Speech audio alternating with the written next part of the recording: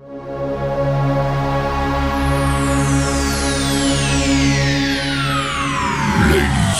and gentlemen, may I have your attention, please? The show starts in 10, 9, 8, 7, 6, 5, 4, 3, 2, 1, go.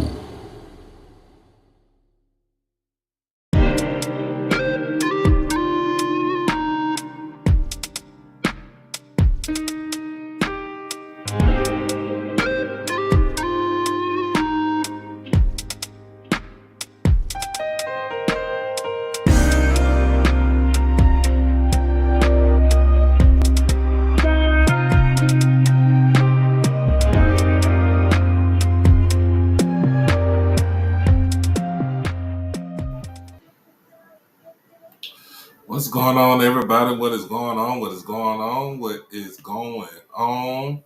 It is.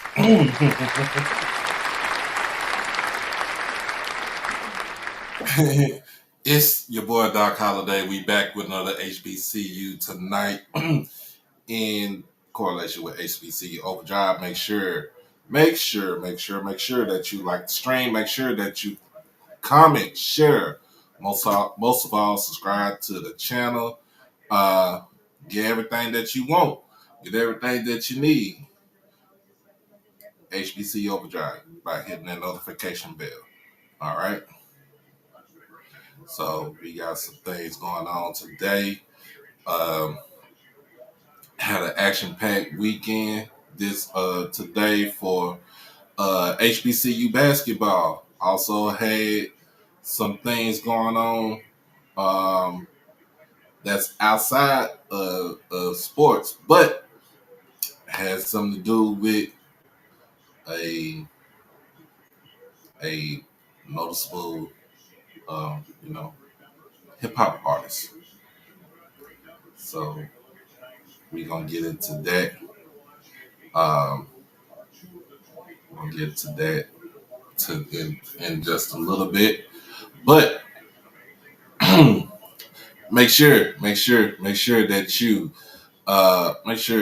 you become a subscriber to the channel. Also, make sure if you want to hit me up on all social media platforms, follow me at HBC_Overdrive on Twitter and Instagram. You can follow me on Facebook under my real name, David E. Smith Douglas. And you can also follow me on TikTok at Holiday1925.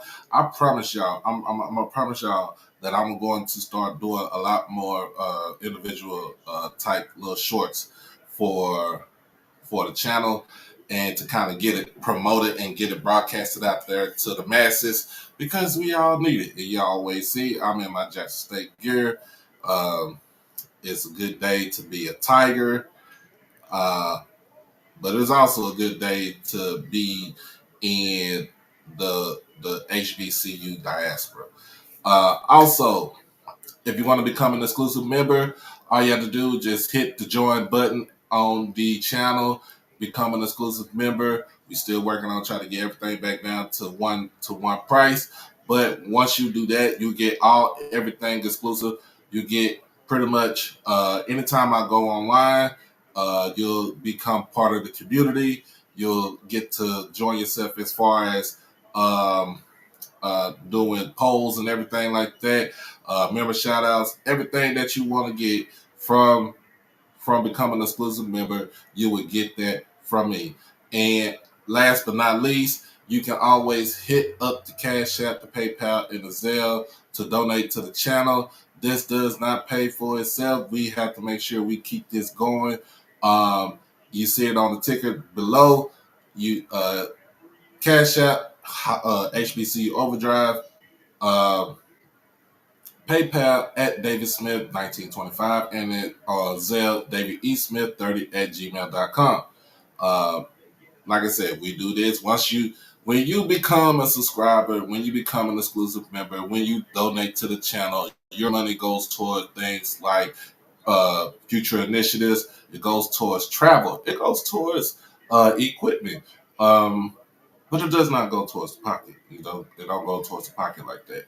So that's just to let you know that your donation is much appreciated. So I just had to put that out there and let people know what's going on with that. Um, what's going on, Mr. Israel? How you doing today? Mr. Israel, how you doing today? I should like that. Um,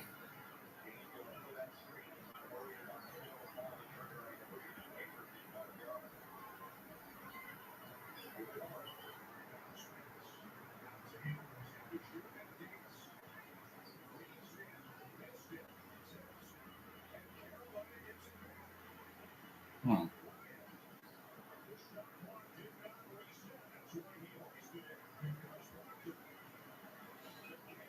I don't know if I'm going off as always.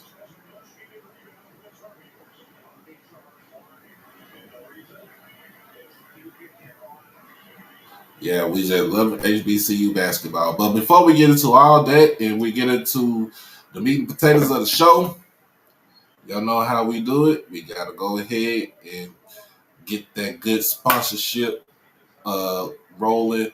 Um, we'll be right back after this. Yo, it's your boy Doc Holiday with HBCU Overdrive, and I am proud to sponsor Merch Sports. Check out his new line of collection, the Black College Football Fan Club collection. It's basically to design to show support and give respect to the rich history and tradition of black college football. And as you already know, the best college players had to play at HBCUs before integration. So go ahead and check it out over at shopmerchsports.com. Merch Sports.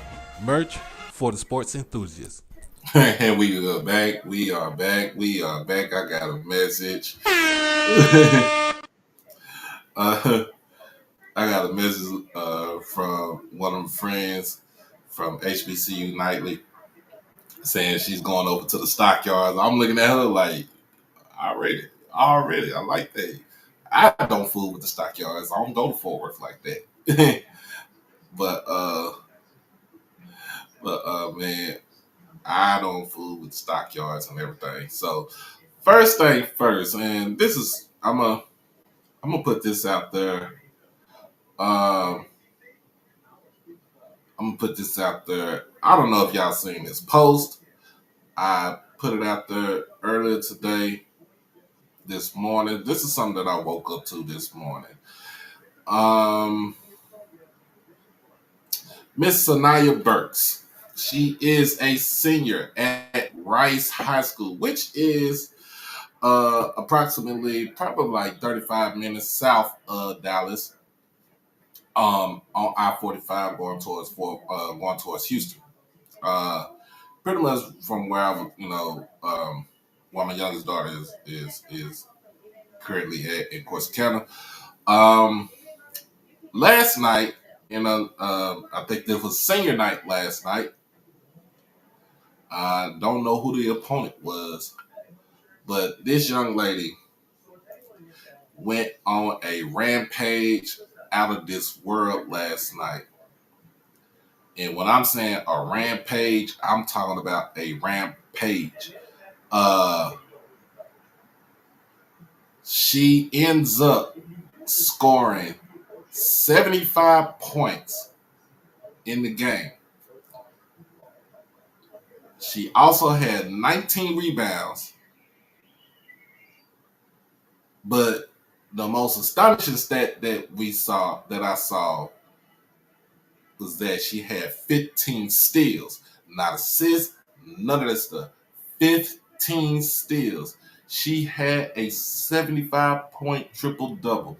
I don't know who got in her head. I don't know if she drunk the water that Luka Doncic had drunk last week when they played Atlanta. But the all I know is Homegirl went off last night.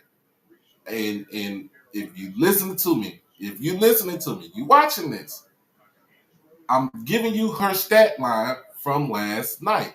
75 points, 19 rebounds, 15 steals in a high school game where there's only 8 minutes on the clock each quarter. She was balling last night. The she gets the air horn because you don't see nobody do stuff like that. You don't see it do. You don't see nothing like that. Um, and if anybody want to come in and join in for the conversation for tonight, the link is in the chat. The chat is open for tonight. All right. Um, I'm serious when I'm saying she she was the whole team. She was the whole team. Um, she the like I said, the major stat on there was the 15 steals. So basically, her hands was active. She's playing passing lanes.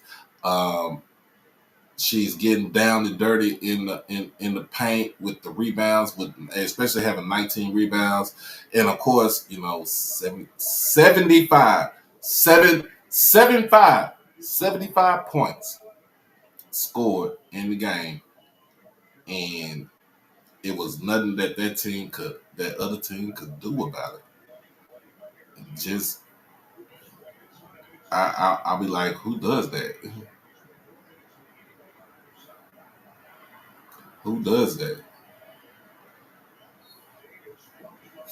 So, um, bad HBCU bad talk. What's going on? What's going on, brother? Hell, Wildcats.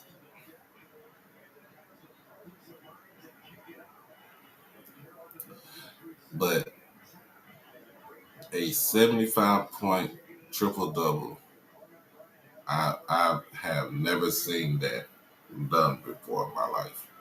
Never seen that done before.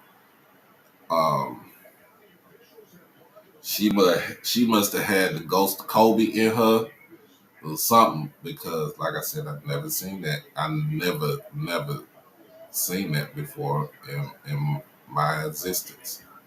So it's just something that um, it's just something that you just, like I said, you just don't see. Um,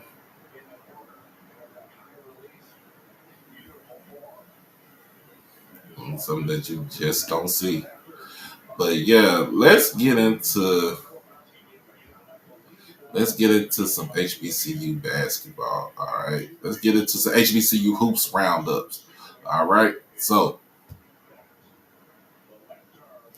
let's get into it, man. Look, we all saw the game tonight, earlier today. Jackson State men goes up to New Jersey to play um, Grambling in the Investco QQQ HBCU Legacy Classic. Now, remember, this classic is pretty much put together by Michael B. Jordan. Shout out to that king right there. To have those two teams in the SWAC, and also to have Howard from the MEAC and Hampton from the CAA play each other, and it was kind of something to see. It was a sight to see, y'all. In this game, we talked about Jackson State, Grambling. They they were game was pretty close the game was pretty close in the first half. The game was tied up at 29 at halftime. Um, I'm thinking that we were going to see a lot of. We was going to see a little bit more movement with the ball, a lot more driving towards the basket with the ball. I think we kind of got away from that in the second half. Um, Still taking ill-advised three-point shots.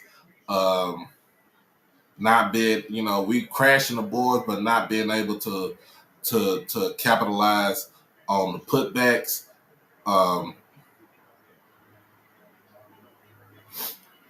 so it's something that we need to work on, and my homie on the other end, she loves D. Timona, she will tell you like, now he needs to have um, over tryouts because of the injuries kind of piled up. The three key injuries kind of piled up. And it's unfortunate that those players are not going to be able to come back anytime soon. But I hope and pray that everybody would get everything settled. What's going on? Unstoppable, what's going on? Ellen, how y'all doing? Welcome to the show. It just kind of it basically kind of uh um basically it was like, okay, what are they doing? Why are they doing this? And I said we got this little small group chat, little small group chat with amongst ourselves. What's going on, Square? Uh, uh, like we gotta take better shot selections. We gotta drive to the basket. Like uh, we gotta um, we gotta stop beating ourselves when it comes down to making sure that we are able to do what we have to do. We have to be able to not beat ourselves. That's the main thing that we need to stop doing. We got to stop beating ourselves. Um, Going on, this is. Let me be frank.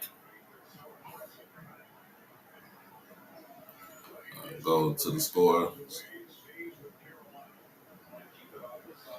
Um,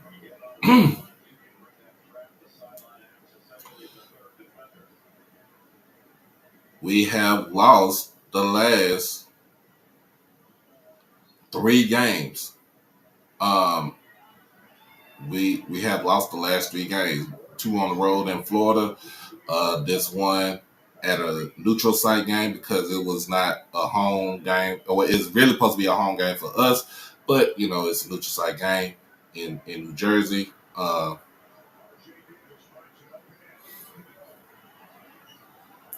Like we gotta stop shooting ourselves in the foot.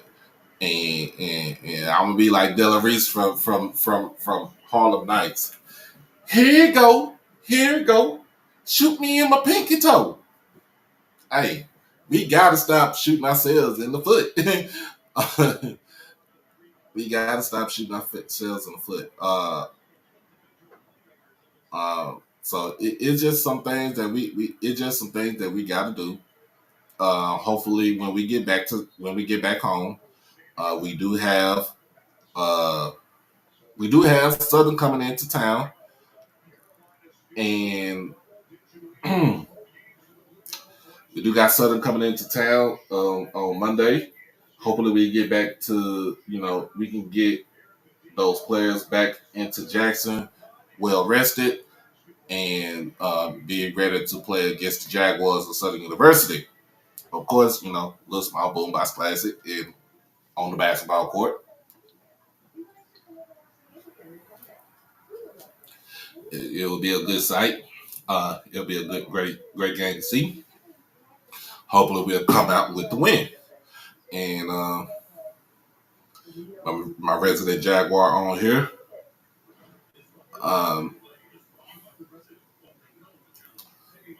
We just gotta get we got to get back to it. We gotta get back to it. But let me get back. Let me get to these stats right here. Let me get to these stats right here. Shout out, shout out to Texas Southern and PV. They said they are in the Baby Dome. It is a packed house. Seeing that from pictures from Yard Talk. My guy, Damon Shields, go DJ Damon.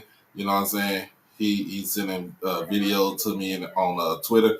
So shout out to PV for having a good atmosphere at the Baby Dome.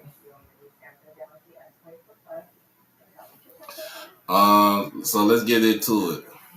Let's get into it. Let's get to these stats right here.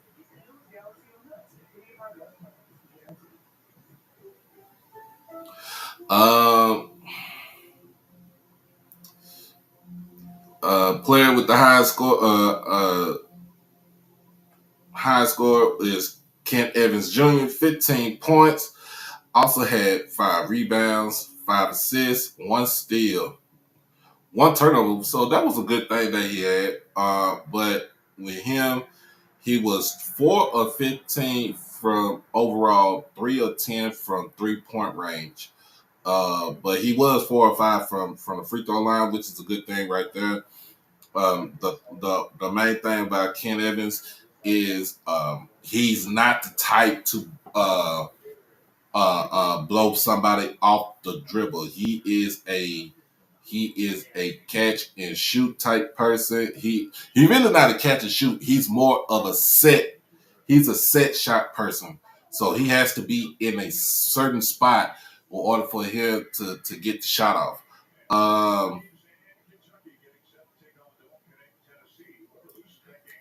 Chase Adams, 14 points, 3 rebounds, 4 assists, 3 steals, 2 turnovers. So he was also 3 of 10 from 3-point range, 5 of 15 overall. Only went to the free throw line 1 time, so he made that 1 free throw, which counted. We also had Mr. Jordan O'Neal came back for us on Saturday, played 34 minutes, 11 points, 6 rebounds, 1 block, 4 personal fouls. He did leave out of the game late in the game with an apparent injury. Don't know what his medical status will be for the upcoming game on Monday, but hopefully he'll get back to it. Hopefully it's nothing serious. I kind of said this earlier. Hopefully it's nothing serious to where he's having to be out more games is what it is. He did come back. Now, he did have a wrist injury, and he was coming back off a concussion for the last 2 games. He did come in. He was a spark for Jackson State on the bench, as a starter. But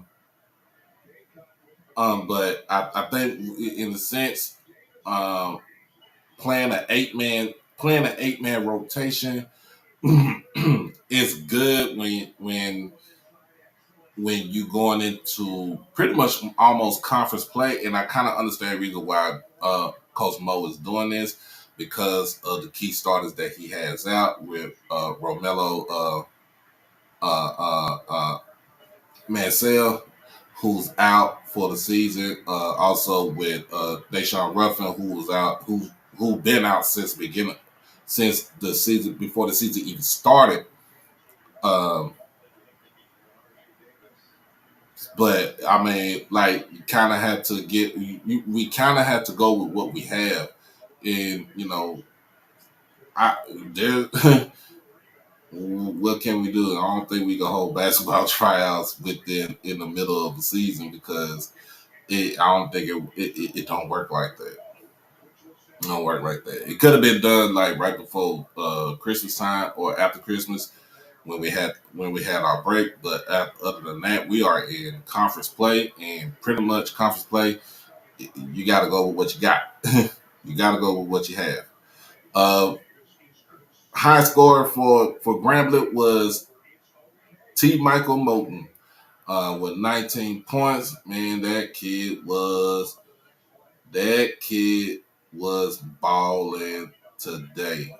Michael Moulton, he was balling today. 19 points, 4 rebounds, 2 assists. So he kind of hit those big shots down the stretch for Grambling. The other player on the team for Grambling that scored in double figures was Jalen Johnson with 15 points tonight. 15 points, 4 rebounds, 2 assists, 1 block. Only thing about what we had issues with Grambling was their size in the front court. Backcourt, I think we could have matched them evenly, but the front court for Grambling, they went big especially when they put Jonathan Aku, who's the 7-footer for Grambling. When he came into the game, he kind of changed the whole momentum of the game. So that's what that's what happened with the game. And of course, like I said, taking ill-advised shots, also turning the ball over at crucial times in the game also hurt Jackson State earlier today. So hopefully, like I said, we can get all of this stuff remedied before we come, when we get back home, before we play Southern. I know Mo is going to get those guys going. This is a rivalry game on Monday night. Make sure everybody be at the AAC to check this game out right here. Because we need it. We got to win against Southern. We have lost the last 3 games. So now we are sitting in the conference at 4-4. We got to get back on the winning track. We have to be able to turn those lemons into lemonade. Turn those lemons into lemonade. That's what I got. That's what I have to say right there for Jackson State for the men's side. On the women's side, didn't get a chance to watch the women's game, but on the at the same time, I am going to go ahead and go through it. The women's side beating Grambling 71-63. From what I'm hearing, what I heard, this game was a good one. It was a good one late down the stretch. Grambling trying to make a late run down the stretch. Could not pull it off.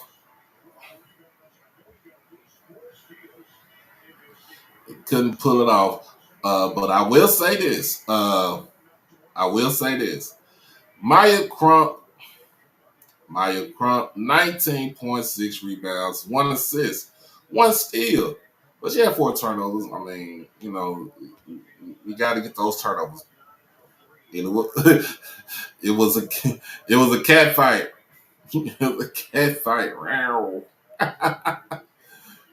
Let me stop. It was a cat fight out there tonight. They out there battling. But Maya Crump went off tonight with the 19 points. She was 3 of 6 from 3-point range, 2 of 3 from the free throw line.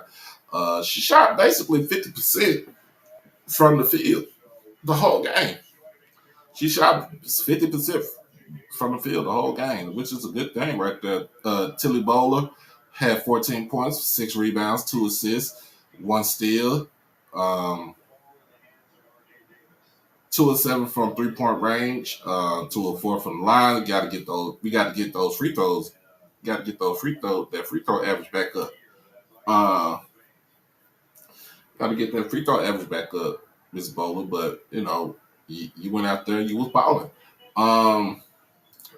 And Adriana Avent out there balling too. 10 points, 3 of 5 from 3-point range. So all her scoring came from behind the arc.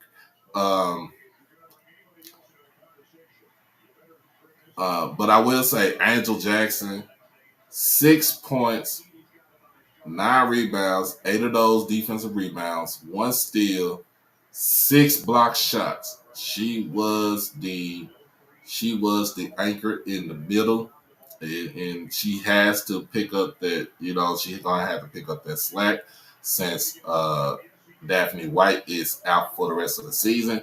So I think she is doing a tremendous job taking the spot of Daphne. So we gonna talk about that too, Jay White. Talk about that too.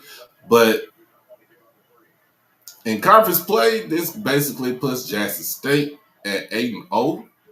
8-0, 7-0 at home, so we have not lost at home. 13-6 overall, with a 13-6 overall record, 8-0 in the conference. Pine Bluff is at number 2. So, like I said, that game is the game coming up. The game's coming up. The first game is next Monday for Arkansas Pine Bluff on the 12th of February that Monday in Pine Bluff. That's the first game. So I thought they were going to play in one time this season.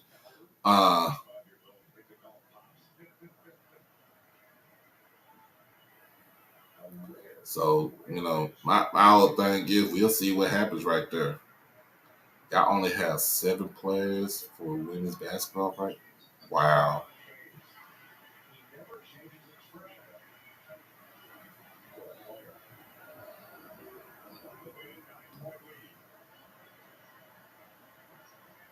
That's crazy. That's crazy. Let's get back around to the men's side for the SWAC, the rest of the SWAC. Oh, so there's 2 games going on right now. It is the battle of 290, whatever you want to call it, Highway 6, whatever you want to call it. It's a battle, it's a battle of Texas for the Texas HBCUs. Texas Southern is leading Prairie View right now, 72-56, with 7 minutes left in the second half. This is the men's score right here. In Adena, it is halftime. Arkansas Pine Bluff, it has a 12-point lead with Mississippi Valley State, 40-28. But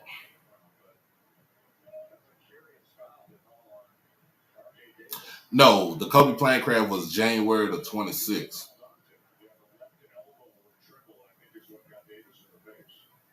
Yeah, the plane crash. Yeah. So get back to it.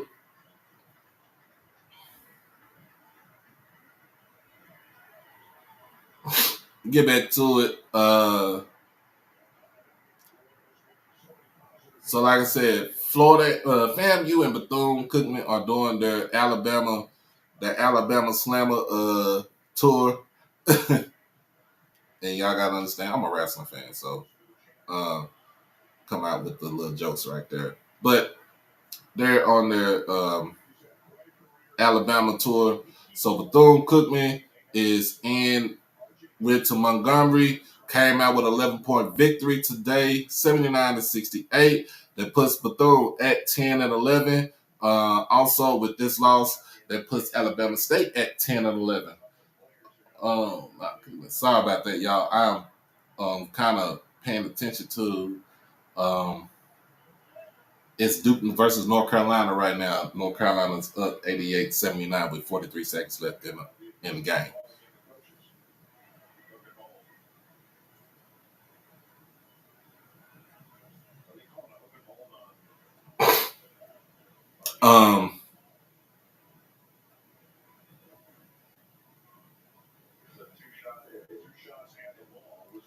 Deshaun Dyson is the one who was killing us last time. That you gotta watch out for that young man right there. Watch out for that young man right there. Southern goes to Lorman to the reservation. Come out with a 1-point victory over Alcorn 71-70. So I don't know what's up with Bussey's boys, but the Jaguars are basically at the top of the standings right now with this win. They are sitting at 6-2, 12-9 overall. They are at the top of the standings right now. So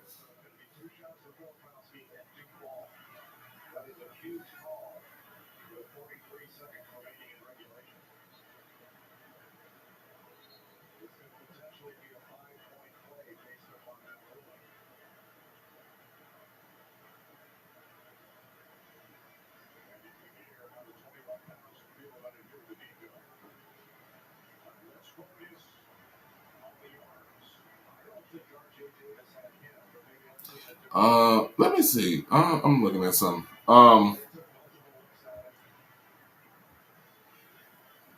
Yep, Alcorn, you had one job. Alcorn had one job.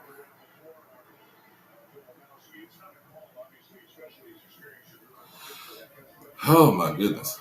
So yeah, that this other team is something that we gotta be real serious about. If we gotta play sound basketball, we gotta play good fundamentally sound basketball when we play Southern this weekend. On Monday. Uh FAMU goes into Normal, Alabama to Huntsville, lose to the I'm not even gonna mess with y'all. Y'all, they lost to the Bulldogs at Alabama A&M 73-61.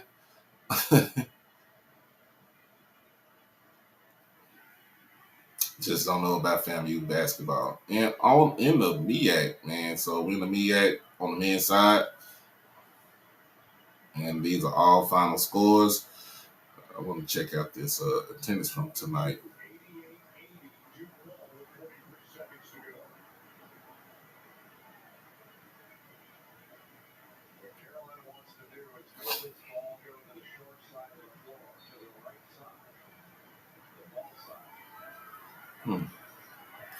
Of course, like I said, let's start off from the bottom. North Carolina Central goes up to Baltimore to play Tecate State. Comes out with a 31-point beatdown of Coppin State, 77-46. Morgan State goes into another house of horrors in Orangeburg, South Carolina. NB South Carolina State 72-70. Norfolk State edges out a win against Delaware State 65-64 at home in Norfolk, Virginia. And the second part of the Legacy Classic between the Battle of the Real HU between Howard and Hampton. Hampton storms back with a vengeance to take the game away from Howard University 63-61. We talk about that game. We're gonna talk about that game right there. And I shout out to Jerry Ding from Hampton University. The freshman came out there and bust out with 21 points tonight. Jordan Nesbitt was the one that was kind of flaming because he had his hairline was way back here, started way back here with his dreads. He put out 17 points. He put out 17 points in the game, but it wasn't. It was those two, but the one person who started who was the catalyst for everything that started was the guy Javon Benson, the 6'8", 253 pounds forward from Columbia, South Carolina, was all over the defensive paint. He only scored 5 points, but he also had 8 rebounds to go along with a steal and 7 block shots tonight. 7 of them things. 7 block shots tonight.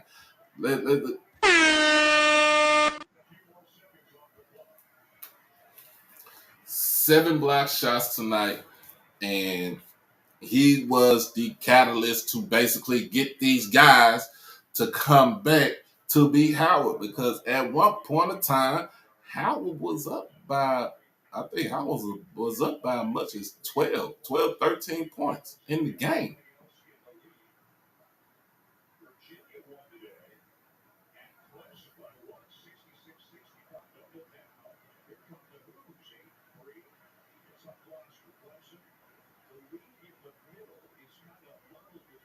So that's what happened. Like that game was started off. Um,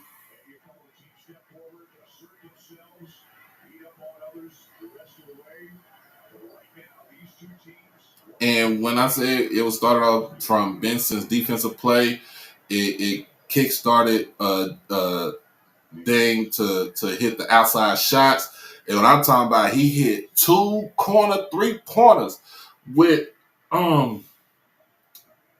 like within 10, 15 seconds from within each other to get the game down to what it was, and Howard took over. I mean, Hampton took over the game.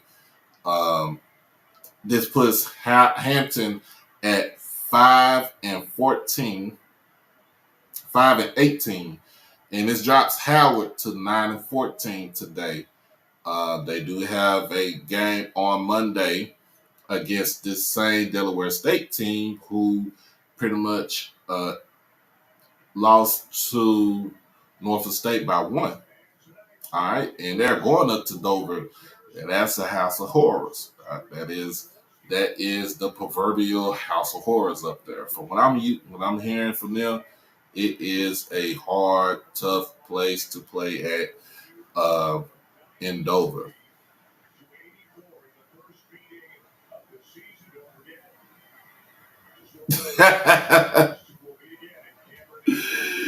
Yes, sir, Mr. Yes, sir, Mr. Edward. They lost. They lost today. They lost today to Hampton. It was a good game too. But shout out to the people over at Invesco in Newark, New Jersey, who put on a hell of a show for our institutions. Um, Shout out to all the bands, the pep bands that came in today, performed either at halftime or at intermission. Uh,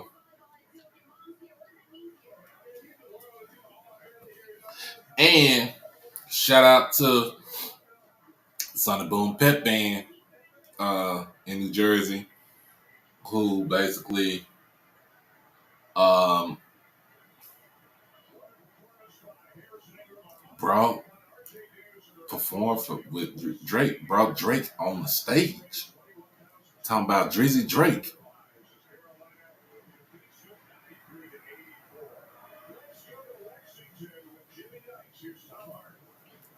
Yep, that's it. the floating tiger. Yep, that's it. Yes, sir. That's it. Yes, sir. I got this from the bookstore. Got this from the bookstore. We dropped the fine off. On to the women's side, man. On to the women's side for basketball, SWAC women's basketball. Alabama State defeats Bethune-Cookman today, 56-53. This drops Bethune to 13-8. This raises Alabama State record to 3-16. I think I read that right. I think I read it right. So.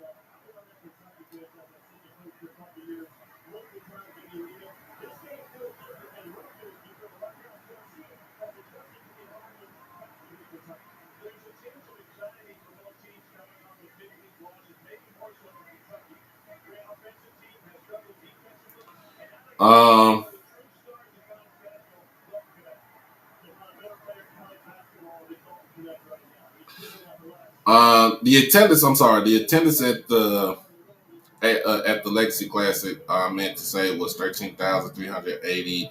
13,000.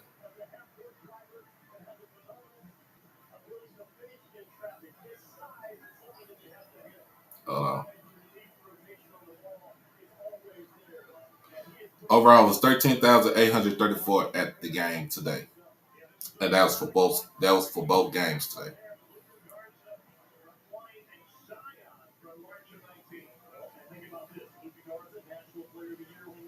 That was for both games today. But on the women's side in the SWAC,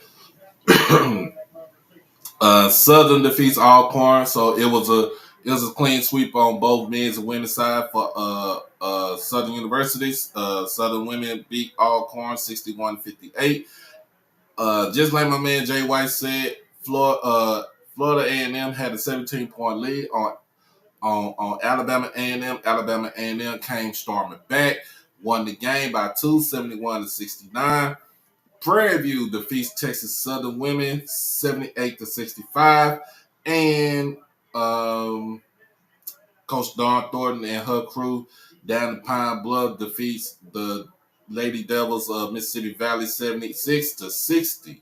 So let's check out the standings for the SWAC. Check out these standings for the SWAC. Of course, like I said, Jackson State still sitting at 8-0 in conference play, followed by Pine Bluff at 6-2. Grambling and Southern and Prairie View are all tied at 5-3 for third place. 4-4. Bethune-Cookman and Alabama A&M are tied for 4-4. FAMU, Alabama State are 3-5. Texas Southern 3-6. Alcorn is 2-6, and Valley is 1-8. All right. So that is the standings for the women's, and on the men's side, I got to get to the men's side, so because I don't want to leave the men out. On the men's side, with 1 minute and 10 seconds left in the second half, Texas Southern is up on Prairie View 77-68. Let me see. I don't know if this game on HBCU Go.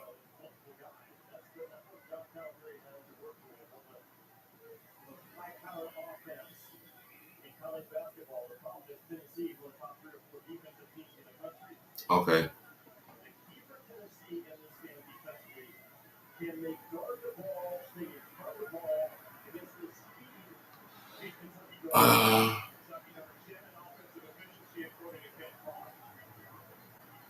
We all know we'll see that Texas Southern is going to be Prairie View tonight. So, all right. So, like I said, Southern is at 6-2 in conference play. They're sitting at the top, followed by Grambling at 5-2, so they're a half game out of first place. Bethune-Cookman, Texas Southern, Alcorn State all sit at 5-3 in conference play. Not Alcorn, but Alabama State. I'm sorry. Jackson State, Pine Bluff are sitting at 4-3. I think this should be 4-4. I don't know if that's a mistake or not. Alcorn is at 4-4. Prairie View is at 3-4. 3-5 is Alabama A&M. FAMU at 2-6, and Valley is at 0-8. This is on the men's side for what's going on. Appreciate you, little Jimmy.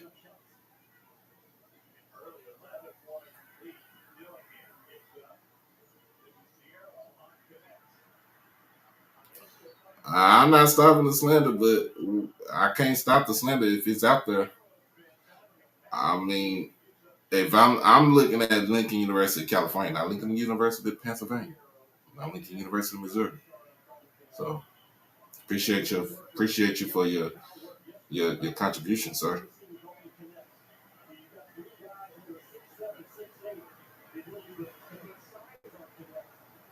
Appreciate you for your contribution.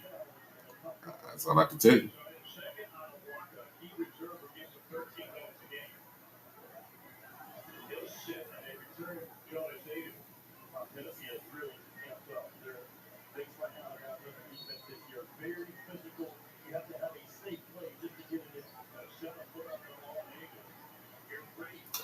Well, I'm gonna say it like this, and we'll get into it in a minute.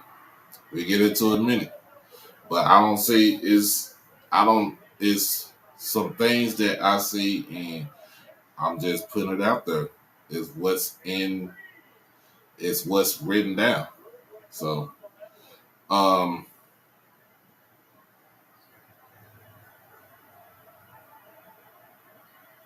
maybe it's not slandering, but it's something that needs to be that we need to talk about because um, I can't really I can't put it into words. I can't put it into perspective. But anyway, before we do that, y'all, before we do that, get to what we get ready to talk about. Go ahead, one more commercial break. We'll be right back after this.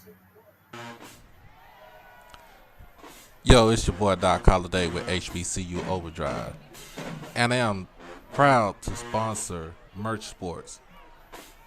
Check out his new line of collection, the Black College Football Fan Club collection.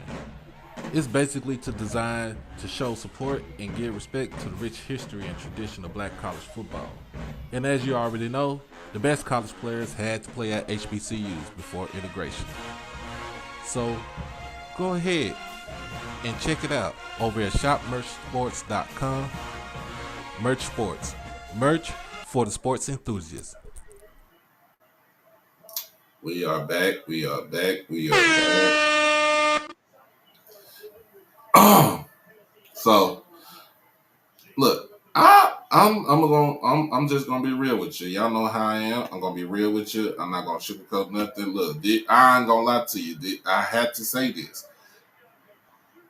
Playing these schools, Lincoln, California, and Virginia Lynchburg, they are the Bishop Sycamores of college football. And I put in here why we don't need to schedule these two schools because of the simple fact that what do we gain from this? As far as a what do we gain from this? And I mean, you gave me $10 and everything, and I appreciate you, but it's not going to get me to be quiet about talking about this subject because this is some subject that we have to talk about. Because it's not saying that I'm not saying that you're a bad person. I'm not saying that anybody else is a bad person, but I'm saying here as a as a fan of football, as a father, as a brother, as everybody. Um, what does it do? Does it do to for us? Like because everything that was written in that piece by USA Today Sports, I can kind of see where people are coming from. But and if understandably so, if it's good to say that he's helping out athletes to make sure that y'all can be able to get to a D1 program,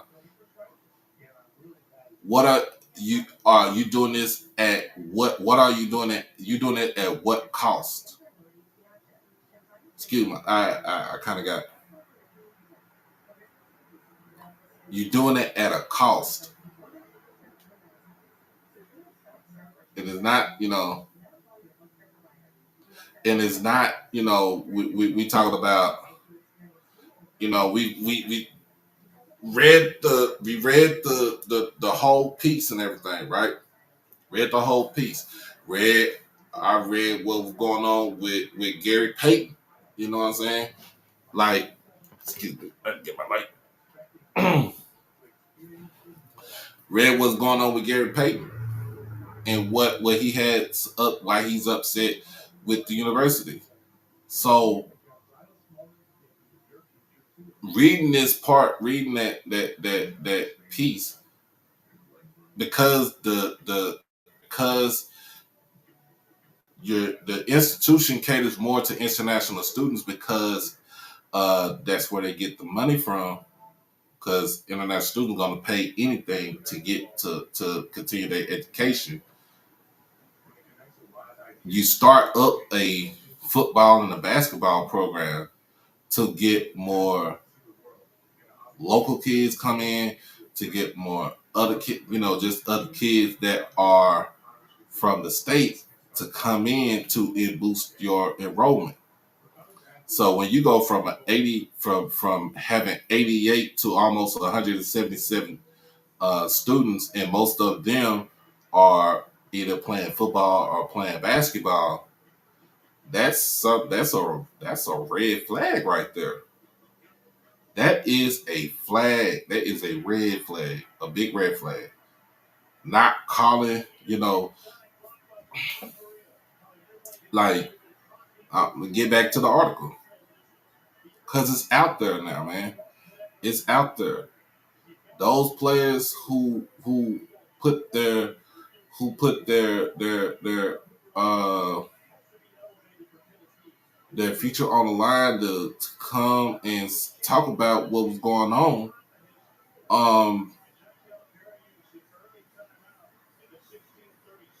What are you doing? Are you slandering them? Because I'm not slandering them.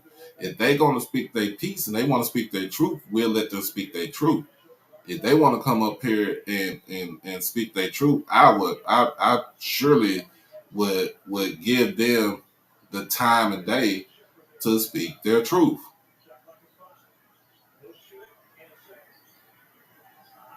I mean, it's basically I'm be honest with you. You're running a renegade football team.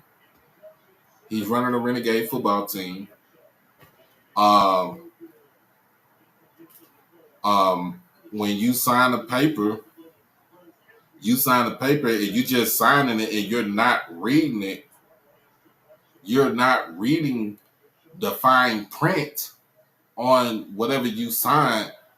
You got to understand that's a legal binding contract. In any state where you do something like that, that is a legal binding contract. Now, if it's some things that when you signed it, and it was some things that was promised to you as a student, because you're a student first, athlete second, and it's not being provided, you can go back.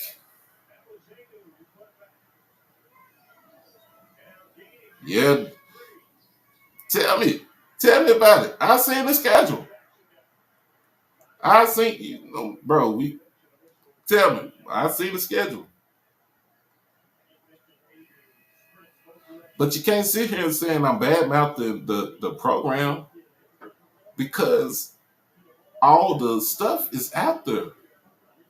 All the stuff is out there. Tell me, why are you playing games, or why are you even having practice? You don't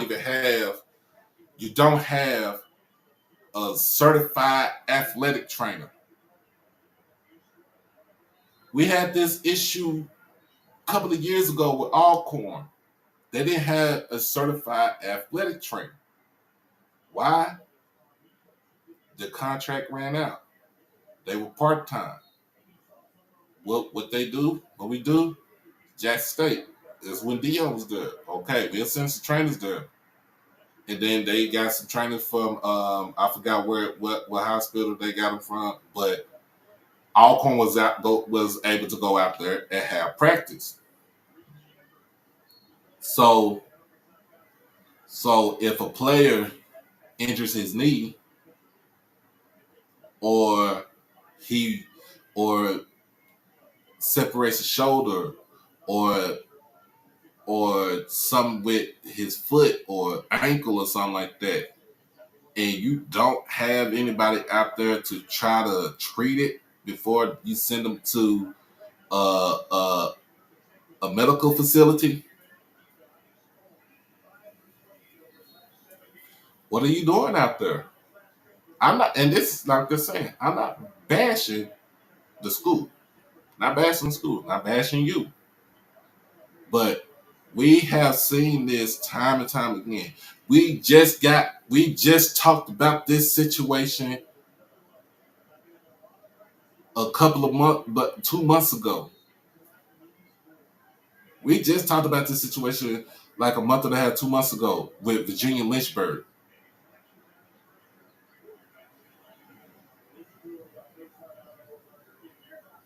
Like,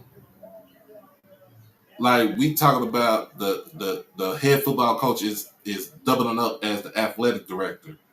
So when we go when they schedule when we schedule when we schedule them on we put them on the schedule, you got to pay them.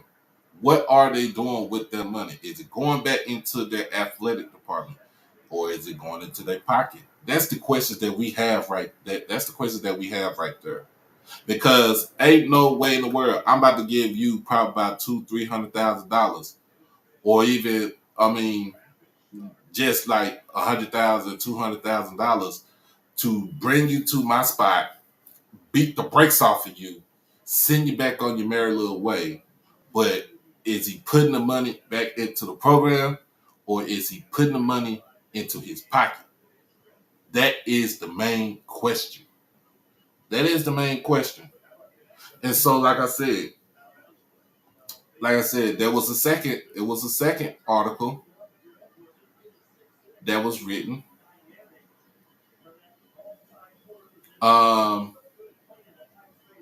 We were talking about Gary Payton. Gary Payton is the head basketball coach at the same school. He wants to help out kids pursue their dream. All right. Uh,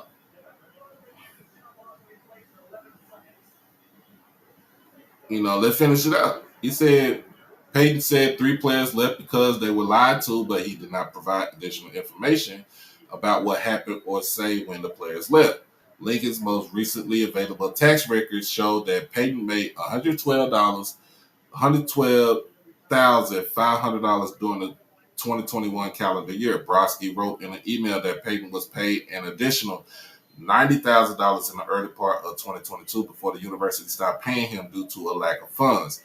Payton has worked the past 2 seasons as a volunteer and said that in the absence of funding from the university, he's used some of his own money to help keep the program running. Quote, some days I come in here and I don't have a trainer because you got to go and work and do something else. End quote. He said, we don't have a full-time trainer because we can't pay nobody.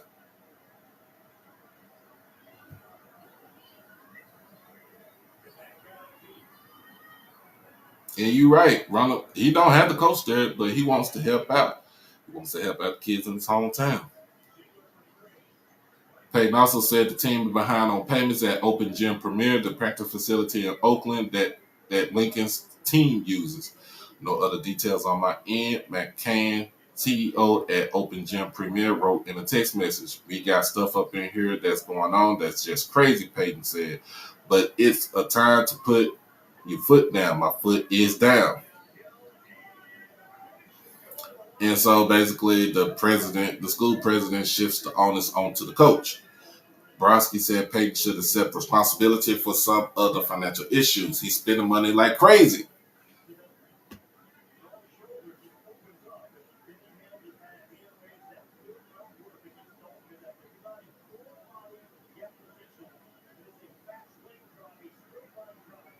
You're right. That is true.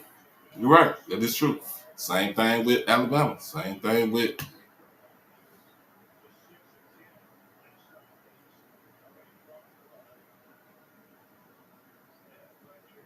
So he said spending money like crazy. And Lincoln's president said, noting that the basketball team's travel party has included 12 players and 7 staff members. This year, the team has traveled to Seattle, New Mexico, and Hawaii, according to assistant coach Glenn Graham. The team's results are not listed on the school's athletic website, but Graham said the team went 5-3 during 2021-2022, a season shortened by COVID-19. 19-12 in 2022-2023, and it's 15-6 this season. So basically, he's doing all this. There's no kind of funding with the athletic program, but he's still having a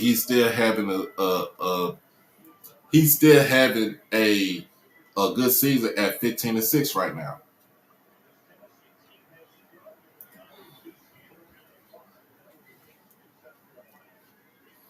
Last year, Peyton and his agent approached Brodsky about the possibility of hiring someone to raise money for the athletic department. But Brodsky said it would be too expensive and he put the onus back on Peyton. If Gary would really want to do something for sport, he has to raise money using his name, not for himself. But the university, Brodsky said, my goal is to teach students. I honestly don't care what Gary thinks as a coach because if I teach students in Oakland, I'm successful. If they get an education, I'm successful. If they are not professional players, I don't care. Man, that president, that school president he wild. He's wild. That's crazy. He said, "Oh no, you got to go raise the money, but you're not gonna use your name for yourself, but you got to put it with the school. But you're the university president. It's also your job to go raise funds for the institution. It is the job of the head football coach, the athletic director, to raise money for the programs that you have. What other thing? What other? You know what? You know what? What? It's making my ass itch. My bad. Anybody want to join? Come on, join up.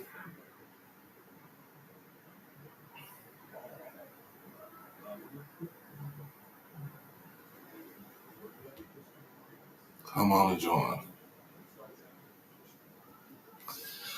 I told Gary many times about this. We had open discussions. We respect each other, but he doesn't understand that this is not a professional team.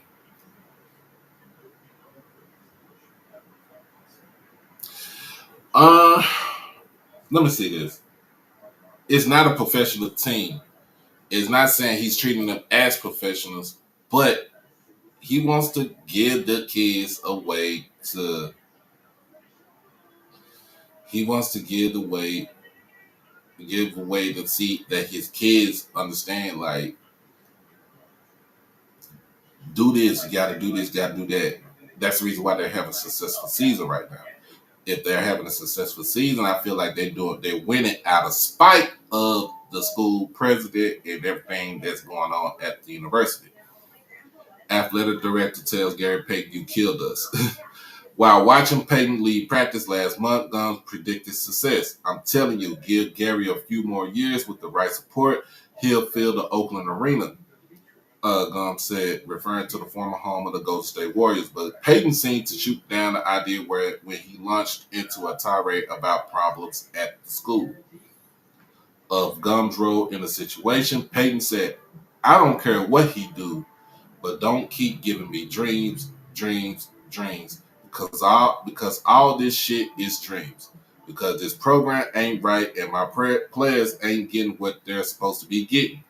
Like I said, you sign if you give them if you give them something to sign, it is a legal binding contract. You have to abide by what that contract says. And if you're not giving those players, those athletes, those students what they're supposed to have, then you are violating the contract verbatim. Point blank. Point blank.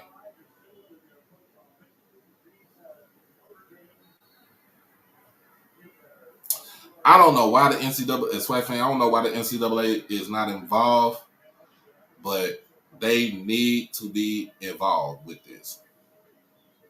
Uh, Really, the state of California needs to be involved with this because the NCAA, because they're not affiliated with NCAA or NAI. That's the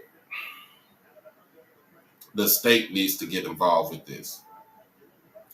Gums has shared similar hopes with the football players and assistant coaches. He's talked of Lincoln playing home games at the Oakland Alameda County Coliseum, which was the home to the Raiders before the NFL team relocated to Vegas in 2020. After 3 seasons, the football team has yet to play a single home game.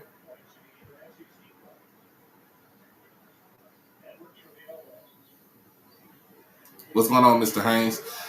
When Peyton finished the interview with USA Today Sports and walked towards his office, Don said to Peyton, "You killed us." To which Peyton shot back, "I didn't kill us. I told the fucking truth." Excuse my language. That's Gary. Look, y'all know how Gary Payton is. Gary Payton is a straight shooter. He ain't gonna sugarcoat nothing. I said this last night. I met the man before when I was a kid.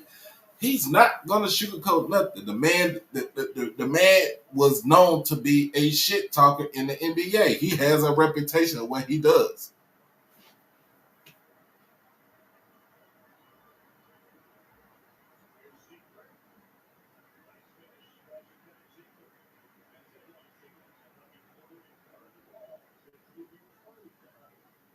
Yeah, you're right, EA. You are correct. But like I said, this is not to bash the program. This is not to bash the program. This is to shed light on what's going on with the kids in the program. That like that is what's going on. What's going on, Mr. Garner? That's the reason why I put this on. We talked about this.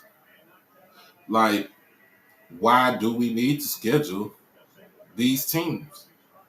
Why do we need to, like, for real? Why do we need to schedule the team like VUL? Why do we need to schedule the team like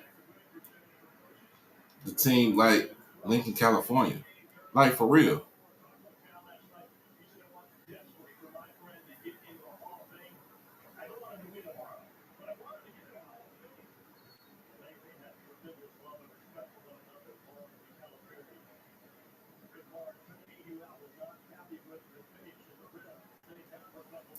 Why we need to have like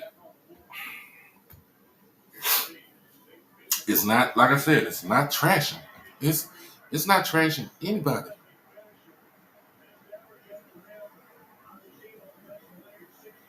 It's not trashing anybody. It's basically saying shedding light. We shedding light on everything that's going on with these programs right here. We already had issues with VUL. We already had the issue of them not getting adequate food, staying in dilapidated housing. Um,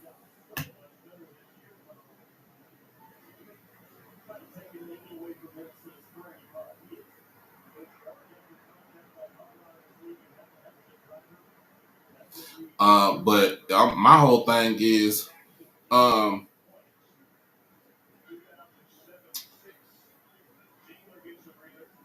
there's another article I want to read about Lincoln University and the Mercury World of college of Mercury World accountable opponents in college sports. Uh, in the spring of 21, Stephen F. Austin, SFA, was searching for a home game to complete its upcoming football schedule. Brand new program from Oakland, California offered the help. The Lincoln University Oaklanders aren't a football championship subdivision school like the Lumberjacks, nor are they affiliated with Division Two, Division Three, the NAIA, the National Christian College Athletics Association, or any other football division or conference. Say they don't belong to nobody. They're not governed by nobody. That's the reason why they can get away with some of the stuff that you can get away with. Um,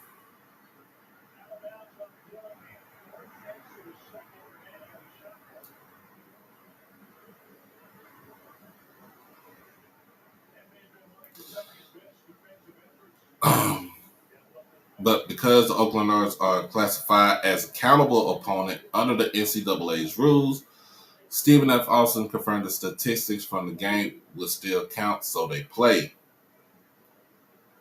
When you've got to field games, you got to field games. Stephen F. Austin, SFA athletic director Ryan Ivy explained. The Oaklanders got bludgeoned in the game 61-13, but they pocketed $50,000 for participating. It was the first of 14 contests they played against FCS teams over the past 3 years. a series of lopsided losses that have helped keep their threadbare program alive. Uh,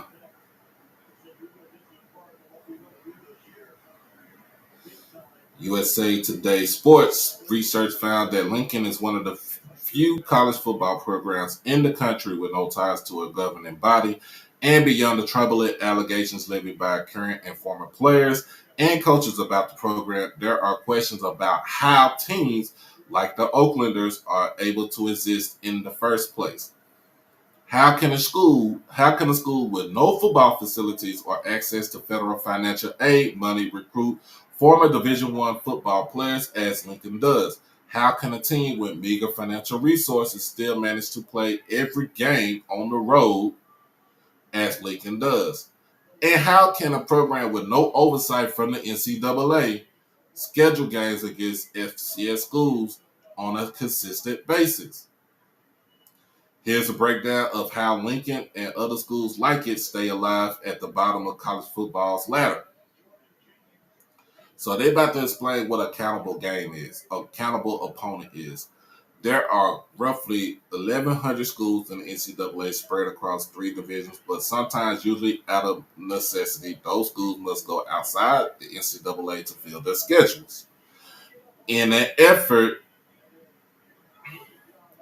to fairly represent the statistics and results from those games, the NCAA established a set of criteria that opposing schools had to meet in order for the contest to count.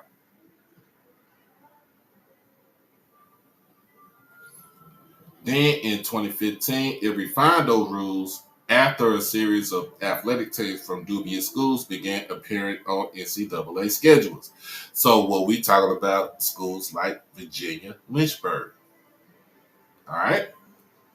Um, Competition against these teams has led to inflated statistics and results, some of which we feel have compromised the integrity of our national statistics and records. NCAA Director of Media Coordination and Statistics David Warlock wrote in a 2015 memo to membership. So basically, he's saying is that, look, we want to keep the game pure. We want to keep it good. We want to keep it competitive. We want to keep it fun. But when these schools play our governing institution from our governing body, it's like what can we do about it? What can we do about it? And it's like the stats are so inflated. It's it destroys the integrity of the game. But other than that, man, I think the NCAA had already destroyed the integrity of the game when they decided to become a when they decided to say we gonna collect money.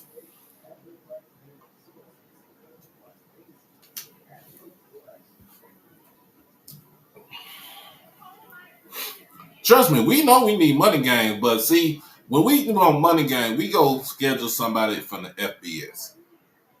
Y'all know we negotiate, go to their home, they pay us 3, 4, 5, 6, $700,000 and send us on our merry little way.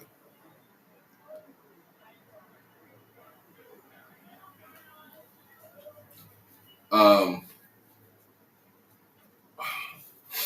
Under the NCAA's revised rules, the pool of countable opponents automatically includes the 333 schools in the NAIA and NCCAA, as well as about 100 others who meet baseline academic requirements. Each school must be a 4-year degree granting institution that is accredited by a regional body for its sports team to qualify as a countable opponent. Now, the thing about this is that Lincoln University is having issues with their accreditation. And at this time, they're on the verge of losing I think they did lose their accreditation. So why are we still playing why are we still playing in school? Why in the sweat? Why we in the SWAC is scheduling Lincoln, California? Why is Tennessee State scheduling Lincoln, California? Why is some schools in the MEAC scheduling Lincoln, California? Why are we scheduling Virginia Lynchburg? They're having issues with their accreditation. Who does this look bad on? It's not gonna look bad on them because what they're gonna do is they're gonna come in, they're gonna try to play, try to compete. We're gonna beat the brakes off of them. They're gonna get paid. And they're gonna go about their merry little way. But it's gonna look bad on us because we put them on the schedule, knowing that they have issues with other things going on at their universities. Um, so is Lincoln an accredited school? Yes, Lincoln is accredited by the Western Association of Schools and Colleges, though it does have some non-traditional quirks. The school has historically catered to international students who made up 2/3 of its undergraduate student population as recently as 2015. And it also has a substantial number of international faculty. According to its website, nearly half of Lincoln's professors earned at least one of their degrees outside of the U.S. 10 faculty members study in Russia, including the school's president, Mikhail Brodsky, who earned multiple advanced degrees at a university in Moscow. My goal is to teach students. My goal is not athletics, Brodsky, who also owns a Russian bathhouse in San Francisco, told USA Today Sports. According to the U.S. Department of Education, Lincoln had 370 full-time students as of fall 2022, the most recent year for which statistics are available. The most recent academic catalog shows that it offers 4 types of business degrees with various concentrations, including marketing management and international business. It also offers degrees in one unrelated field, diagnostic imaging. And there's another question. Does Lincoln have sports teams besides football? The Oaklanders football team is one of at least 5 athletic programs offered by the school. Lincoln also competes in men's and women's basketball and men's and women's soccer. According to its website, it has also hired coaches for baseball and softball and lists track and field as a future offering. The athletic department's most recognizable figure is an NBA legend, Gary Payton, who coaches a men's basketball team. It is unclear if Lincoln's athletic department follows the gender equity provisions of Title IX because the school has not filed the athletics data that most of its peers are required to submit under the Equity in Athletics Disclosure Act. Lincoln is not subject to the act because it is currently not eligible to participate in federal financial aid programs for students. So here's a question. Here's another question. Why students at Lincoln can't get financial aid? Not at the moment. The education department spokesperson told USA Today Sports in an email that the university lost its access to federal aid programs, more commonly known as FAFSA,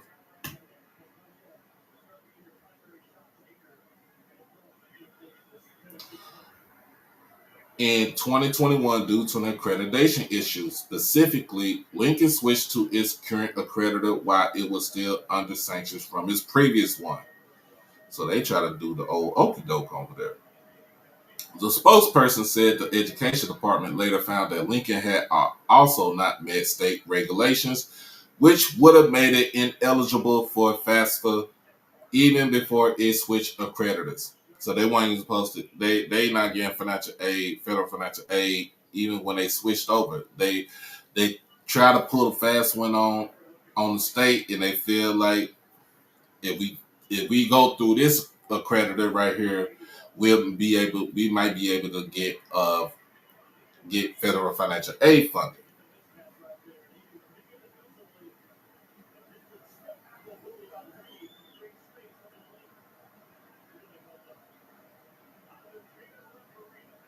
Mm.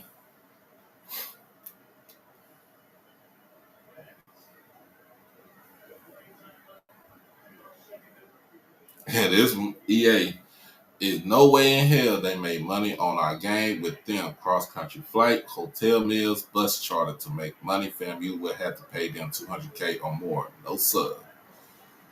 Mm, I'm not saying EA. I'm not saying that y'all were wrong or anything like that. But the whole thing is that where other than y'all bringing them out, if you pay to bring them out and everything, and whatever you give them, what they have left over, what is they doing with that money? That's the whole question. Um.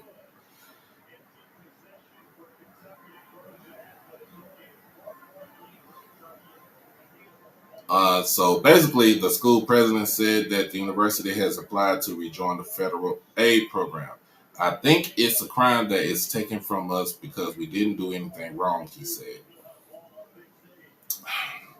Multiple former football assistants said Lincoln's financial aid status caused confusion amongst players because about what sort of assistance would be available to them. The school's head football coach and athletic director, Desmond Gunn, said the terms of each player's aid were clearly spelled out in the letter of intent each signed during the recruitment process. Why did the players go to Lincoln? Many current and former players told USA Today Sports they went to Lincoln for the same reason, a chance to play against the Division One teams listed on its schedule. In 2023, the Oaklanders played 8 FCS teams, including 4 HBCUs. The schedule was a focal point of Lincoln coaches' recruiting pitches, players said. Some viewed it as a stepping stone. I was using the school to get the film I need to get out of there, long snapper Etan Ulason said. Kicker punter Stephen Ernest said he was on the roster at Point University, an NAIA school, last year when a coach from Lincoln called during fall camp and offered him a scholarship. He said he had never heard of Lincoln before, but he figured he was better off kicking against Division One schools than those in the NAIA. I'm pretty sure the schedule is what got everyone here, Ernest said. The only thing is I don't really know how they get the schedule because you saw we get smoked every game. The Oaklanders went 0-12 last season and have won just 3 of their 33 games. While the team NCAA programs schedule teams like Lincoln, Ivy acknowledged that he didn't know much about the Oaklanders when he scheduled them in 2021.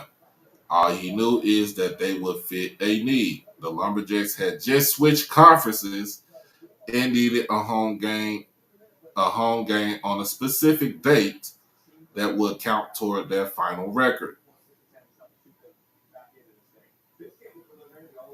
The challenge with the football scheduling is these games are scheduled years in advance. Ivy said we needed to fill a game, so we were able to fill it with them. Western Oregon Athletic Director Randy Lightham said Lincoln first reached out to her in 21 about scheduling a game in the fall. She knew it would be a home game and likely a win. Located in Monmouth, Oregon, the Division II Wolves sometimes struggle to schedule home games because their home stadium is more than an hour's drive south of Portland, and they can't offer a large payout to visiting teams, Lightham said. But they offer to pay for Lincoln's bus trips to and from the Portland airport and one night of hotel rooms at a nearby Hampton Inn. Western Oregon won their first game 55-16, then scheduled Lincoln again at 22 and 23, 2 more wins. It is the only school to schedule the Oaklanders every year. I guess it's kind of the same thing as if some of the big D1 teams schedule schools like us, Lightham said. So basically, that's how they get it. Like you put them on the schedule. You know this game where we can fill it in. Put them on the schedule that fills it in as far as a home game. If you're paying for paying for their travel, pay for the travel, sit them, bring them out, play them, pay them, send them on their way. But like I said, I'm not causing any harm about this. There's no harm caused by this. I'm not bad talking to university. Because if I was bad talking to university, I'd be like, nah, y'all Negroes is trash.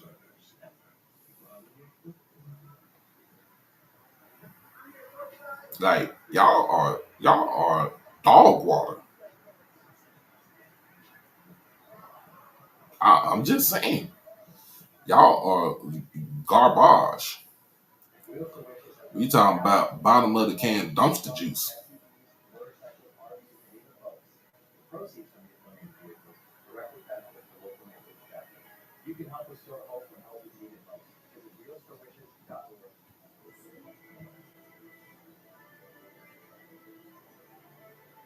Yep, they do got a good sales pitch. That's why they keep coming. But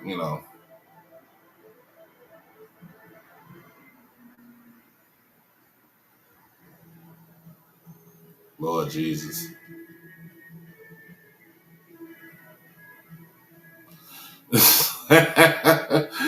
Shout out to Nick, to Nick Eden on Twitter. Put out the weekly Twitter, HBCU Twitter page.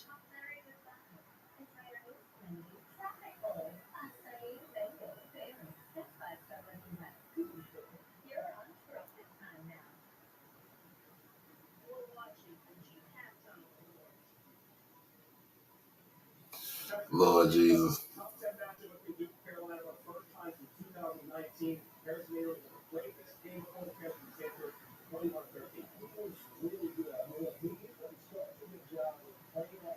But anyway, man, look, we've been on here for an hour and 30 minutes. Let's get back to it. I know let me see what's going on.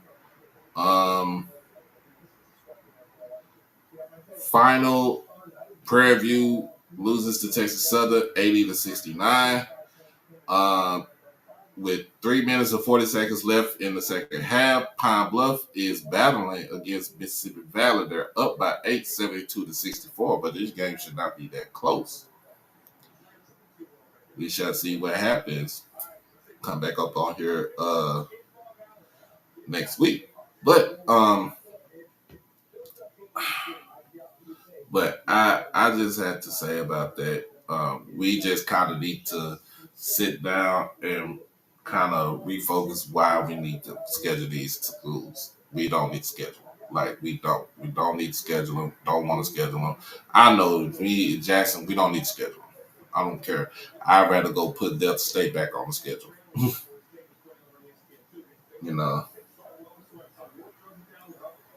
Like I'd rather go play Miles. I'd rather go play Tuskegee or Allen or Benedict or Clark Atlanta. I'd rather go play them schools right there before I put that school or Virginia Lynchburg on the schedule, because it does not benefit me other than benefiting a home game, breaking in big crowd, as far as with the crowd. But other than that, who want to go see that massacre? Not me. I want to see a competitive football game. And that I feel like they won't give me a competitive football game because why? Jesus. I don't know what to tell you. But I appreciate everybody for joining me tonight. Y'all know this has been the HBCU Tonight, episode 11 for season 2. We are 11 episodes in for the new season. Make sure that you hit that. Make sure you hit the subscribe button. Make sure you hit the join button. Also, make sure you hit the Cash App, the PayPal, or the Zelle button to keep the channel rolling. Keep it rolling. Keep it rolling.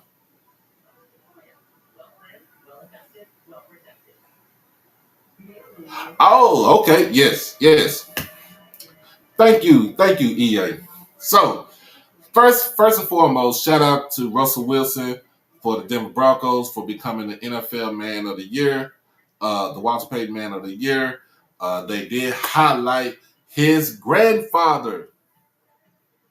His grandfather, Coach Wilson, who was the head basketball coach of Jackson State back in the 50s and the 60s, where he compiled a 390 some 3 record and only like 70, 80 losses.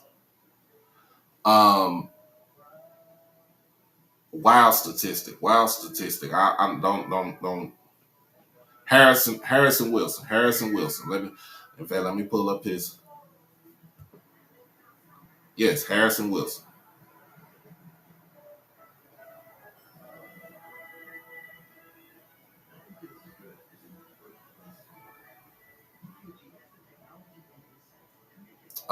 Let me see. Let me get his. I don't wanna lie on his stats.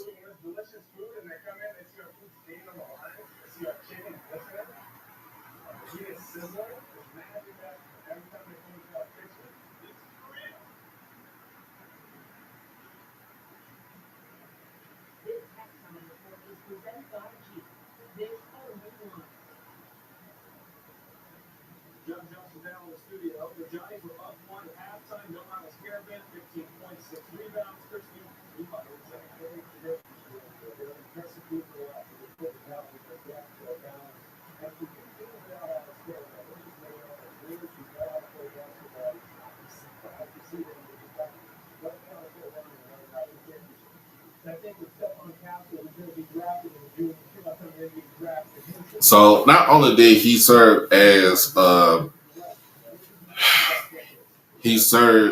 head basketball coach at Jackson State. So his record was 342-88. He was the head basketball coach.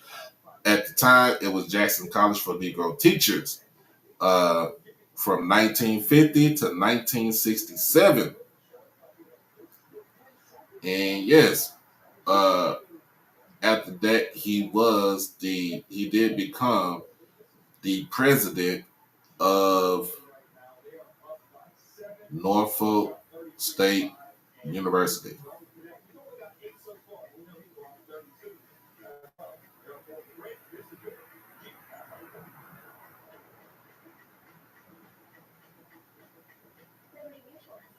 So they honor him and spit out some facts.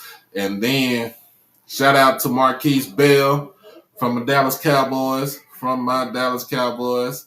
Yes, sir. First of all, let me get a hand clap for him. Right there. Shout out to Marquise Bell.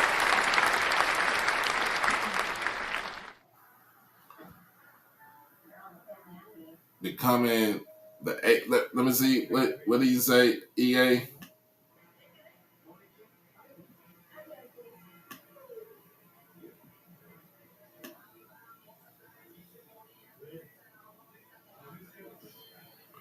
Yes, EA. Just put it out there. The HBCU, the NFL's HBCU Player of the Year. My man went out there was balling. My man was out there balling, balling, balling, balling this year. Um, not only did he switch position from safety to linebacker, but he was second on the team in tackles. Second on the team in tackles, y'all.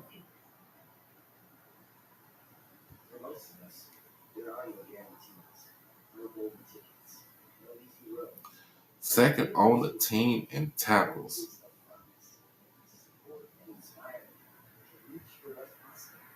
That's something to say right there. That's something to say.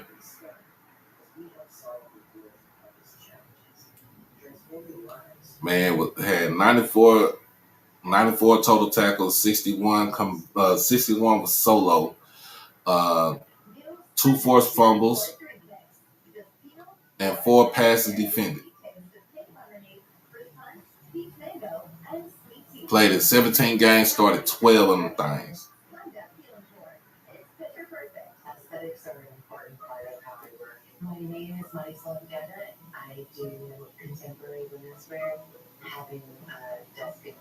So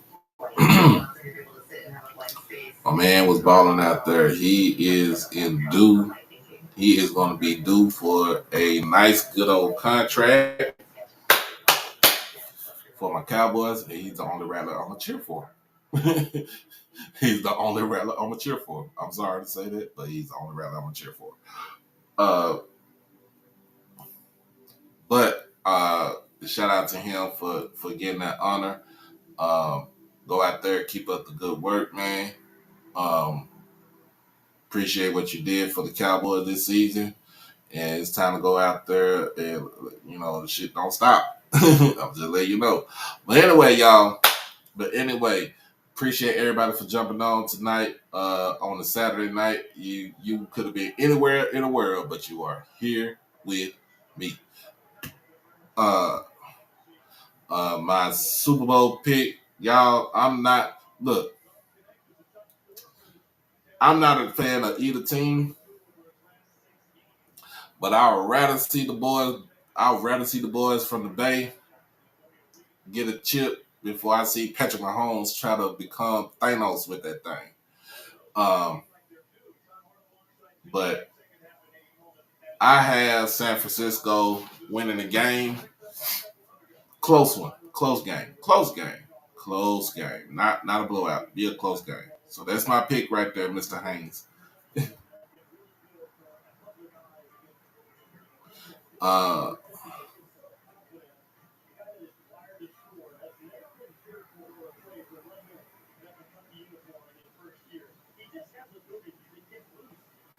But yeah,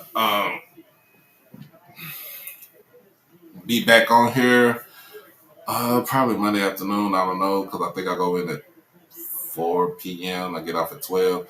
But I let everybody know in the community tab what's going to be next on the docket for the next show.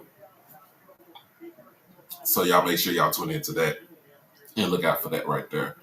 But make sure, like I said, like, comment, share, subscribe, donate. Like, comment, share, subscribe, donate. Like, comment, share, subscribe, donate to the channel because why? I do this all for y'all.